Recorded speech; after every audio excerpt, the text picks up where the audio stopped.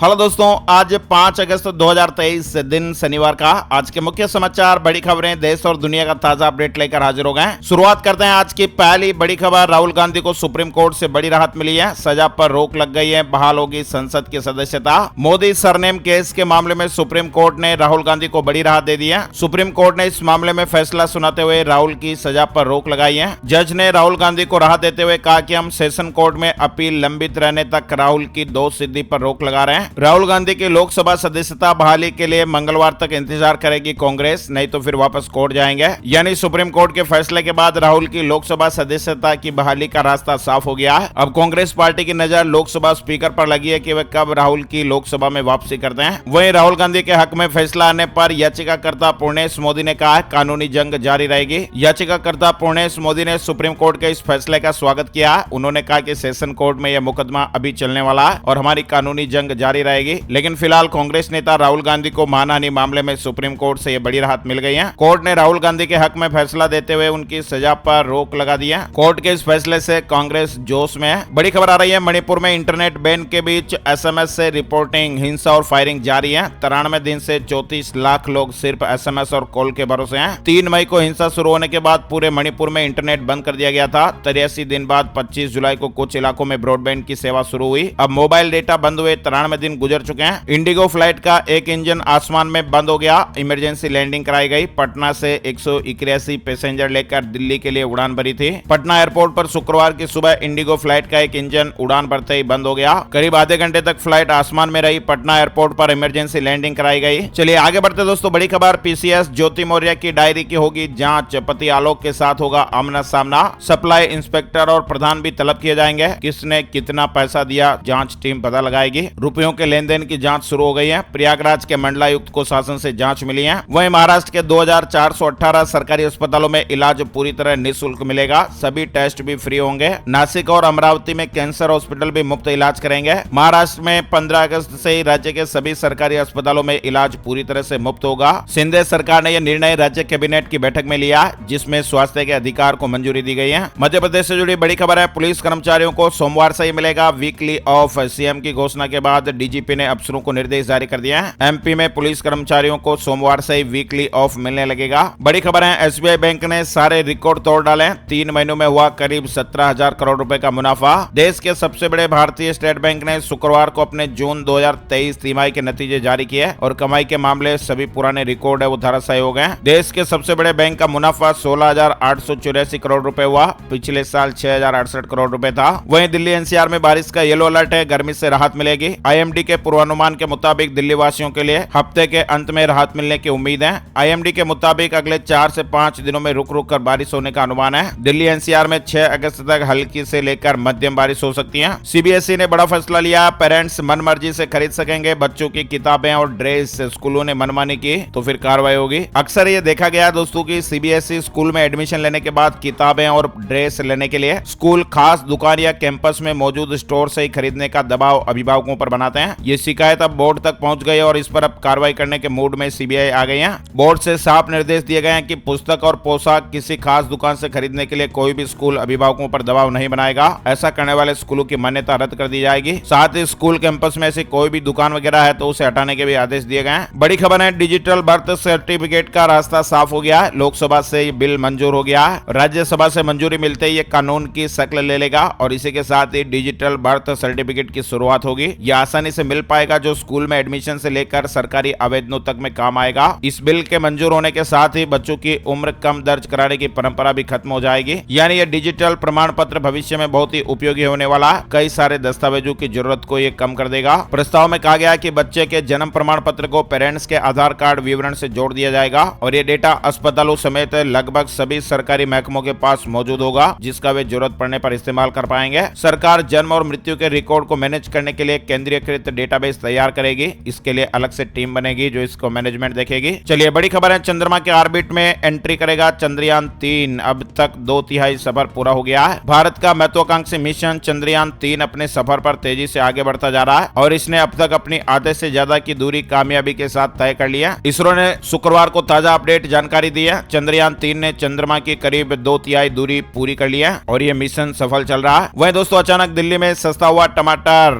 दिल्ली में जल्द ही महंगाई से राहत मिलने की उम्मीद बढ़ गई है। टमाटर के दामों में 50 रुपए की गिरावट दर्ज हुई है। नितिन देसाई सुसाइड मामले में एफआईआर दर्ज हो गई है। लोन कंपनी समेत 5 पर मामला दर्ज हुआ। Art director Nitin Desai suicide मामले में पुलिस ने ईसीएल फाइनेंस कंपनी समेत करीब 5 लोगों के खिलाफ मामला दर्ज कर लिया। एक्शन में हरियाणा सरकार नूह में रोहिंग्याओं की 250 झुग्गियों पर बुलडोजर चला। राज्य के गृह मंत्री अनिल विज ने कहा कि हिंसा के संबंध में अब तक 102 एफआईआर दर्ज हो गई है, जिनमें से आधी से ज्यादा अकेले नूह में ही है। अब तक 202 लोगों को गिरफ्तार किया गया और 80 लोगों को हिरासत में लिया गया। नूह में सांप्रदायिक हिंसा के बाद रोहिंग्याओं की अवैध बस्तियों पर जिला प्रशासन का बुलडोजर चला और 250 से ज्यादा झुग्गियों को ध्वस्त कर दिया गया। राम मंदिर से जुड़ी महत्वपूर्ण अपडेट जानकारी। रामलला की प्राण प्रतिष्ठा के लिए 21 से 23 जनवरी की तारीख फिलहाल तय हो गई है। पीएम मोदी को आमंत्रित किया जाएगा। प्राण प्रतिष्ठा के लिए खास प्लान तैयार हो रहा है। स्पेशल कमांडो भी तैनात रहेंगे। 52,000 सीसीटीवी कैमरे लगा दिए गए हैं। यानी श्रद्धालुओं की बढ़ती संख्या को देखते हुए सुरक्षा के यहाँ पर पूरे इंतजाम किए जा रहे हैं। दिल्ली से जुड़ा अपडेट है। प्रगति मैदान में आज से सजेगी किताबों की दुनिया। आज से ही पुस्तकालय महोत्सव 2023 का आयोजन। प्रगति मैदान में शनिवार से ही किताबों की दुनिया सजने जा रही है। ज्ञानवापी पर एएसआई को 1 महीने में देनी होगी रिपोर्ट। सुप्रीम कोर्ट के फैसले के बाद नई डेडलाइन मिली है। ज्ञानवापी परिसर में एएसआई ने सर्वे का काम शुक्रवार को फिर से शुरू कर दिया है। वहीं हिमाचल प्रदेश से जुड़ी खबर है। मुख्यमंत्री सुखविंदर सिंह सुक्खू ने नई दिल्ली में प्रधानमंत्री नरेंद्र मोदी से मुलाकात की है। पीएम मोदी ने कहा कि केंद्रीय टीम की रिपोर्ट के आधार पर हिमाचल प्रदेश को वित्तीय सहायता देंगे। केंद्र सरकार ने भी हाल ही में हिमाचल प्रदेश में बारिश, बाढ़ और बादल फटने से हुई क्षति का आकलन करने के लिए टीम भेजी थी। वहीं आम चुनाव में उम्मीदवारी के लिए आयु सीमा 25 साल से घटाकर 18 साल करने का सुझाव है। कानून और न्याय मामलों पर संसद की स्थायी समिति ने संसद में पेश अपनी रिपोर्ट में आम चुनाव के लिए उम्मीदवारों की उम्र मौजूद 25 साल से घटाकर 18 साल करने का सुझाव दिया। दिल्ली शराब घोटाले से जुड़ी बड़ी खबर। मनीष सिसोदिया को अंतरिम जमानत नहीं, सुप्रीम कोर्ट ने मामला 4 सितंबर तक टाल दिया। साथ ही बड़ी खबर है। भारत से पाकिस्तान पहुंचने के कुछ दिनों बाद अंजू ने नसरुल्लाह से निकाह कर लिया। उसने अपना धर्म परिवर्तन भी करवा लिया। दोनों पाकिस्तान में अपनी जिंदगी जी रहे हैं। हाल ही में अंजू को पाकिस्तान के बिजनेसमैन ने प्लॉट समेत कई महंगे गिफ्ट भी दिए थे। कई लोगों के मन में सवाल था कि अंजू भारत वापस लौटेगी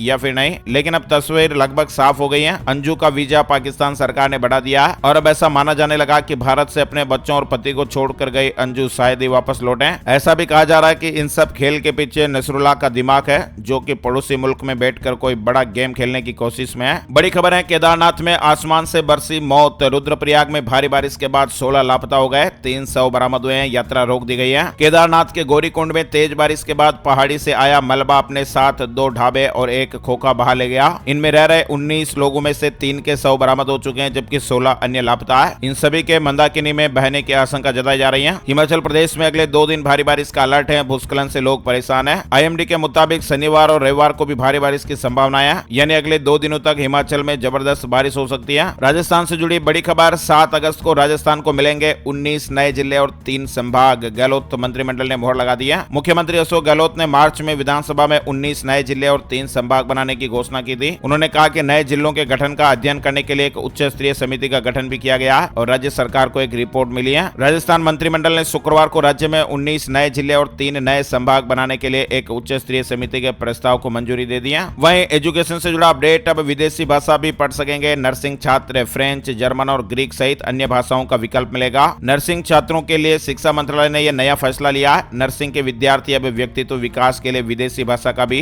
चयन कर सकते हैं। विभाग ने इसे लेकर एक अधिसूचना भी जारी कर दी है। 28 अगस्त को रिलायंस इंडस्ट्रीज की 46वीं एजीएम होगी। एनुअल जनरल मीटिंग में डिविडेंड का ऐलान भी हो सकता है और भी कई बड़ी घोषणाएं हो सकती हैं। जेल में ही रहेंगी रानू साहू। आईएएस को कोर्ट नहीं लाया गया। 18 अगस्त तक रिमांड बढ़ गई है। सरकार ने सस्पेंड कर दिया। आईएएस रानू साहू को फिलहाल जेल में ही रहना होगा। 18 अगस्त तक के लिए रिमांड को बढ़ा दिया गया। शुक्रवार को साहू को अदालत नहीं लाया गया। वो फिलहाल सेंट्रल जेल में है। ईडी ने उन्हें कोल मामले में आरोपी बताया। कोयले से जुड़ा यह मामला है। ईडी को मिले अहम सबूतों के मुताबिक रानू साहू करोड़ों रुपए के हेरफेर में शामिल थी। फिलहाल मामले की जांच जारी है। रानू साहू को 22 जुलाई को ईडी ने अरेस्ट किया था। बड़ी खबर है। मध्य प्रदेश के 34 रेलवे स्टेशनों का भी होगा रीडेवलपमेंट। 6 अगस्त को पीएम मोदी वर्चुअल भूमि पूजन करेंगे। दरअसल 6 अगस्त को अमृत भारत योजना के तहत देश भर के 506 रेलवे स्टेशनों के रीडेवलपमेंट के लिए पीएम मोदी वर्चुअल भूमि पूजन करेंगे। वहीं बड़ा प्रदर्शन। बड़ी खबर। संविदा के बाद अब 10 लाख से ज्यादा आउटसोर्स कर्मचारी लामबंद हुए हैं। 6 को भोपाल में जुटेंगे। संविदा के बाद अब मध्य प्रदेश के अलग अलग विभागों में काम कर रहे 10 से 12 लाख आउटसोर्स कर्मचारियों ने सरकार की चिंता बढ़ाई है। 30 से भी अधिक संगठनों की लामबंदी के साथ ये कर्मचारी 6 अगस्त को भोपाल में जुटने जा रहे हैं। इनकी सरकार से मांग है कि समान पद समान वेतन के साथ समकक्ष पद पर संविलियन हो। चलिए आगे बढ़ते हैं दोस्तों बड़ी खबर, हरियाणा विधानसभा का मानसून सत्र 25 अगस्त से। कैबिनेट मीटिंग में फैसला,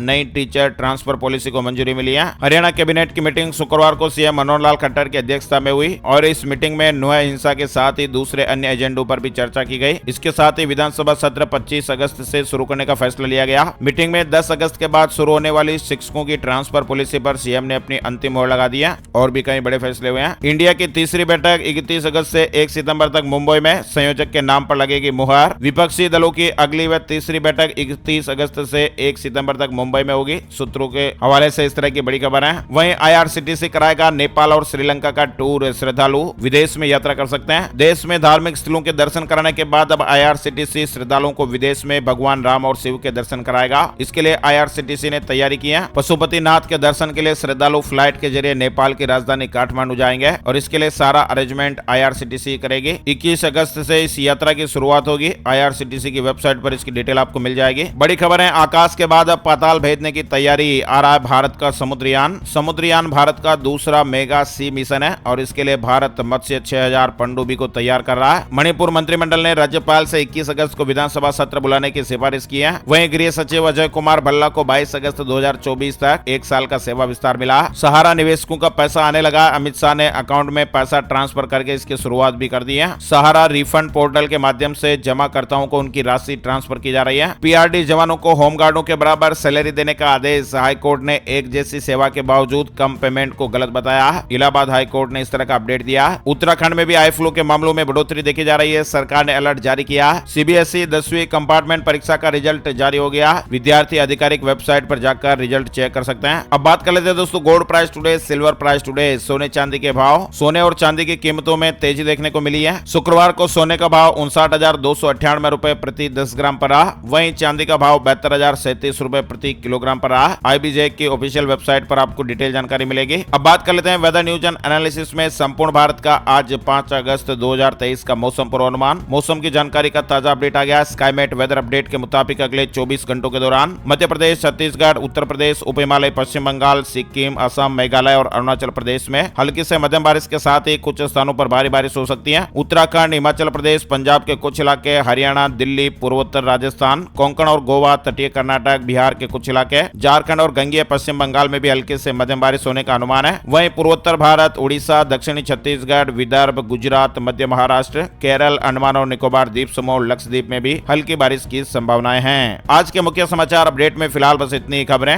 अगर आपको हमारा ये प्रयास अच्छा लगा है तो प्लीज वीडियो को लाइक और शेयर जरूर कीजिएगा। फेसबुक और व्हाट्सएप पर इस वीडियो को आप ज्यादा से ज्यादा शेयर कर दीजिएगा। Thank you, take care, good bye, जय हिंद, जय भारत, वंदे मातरम।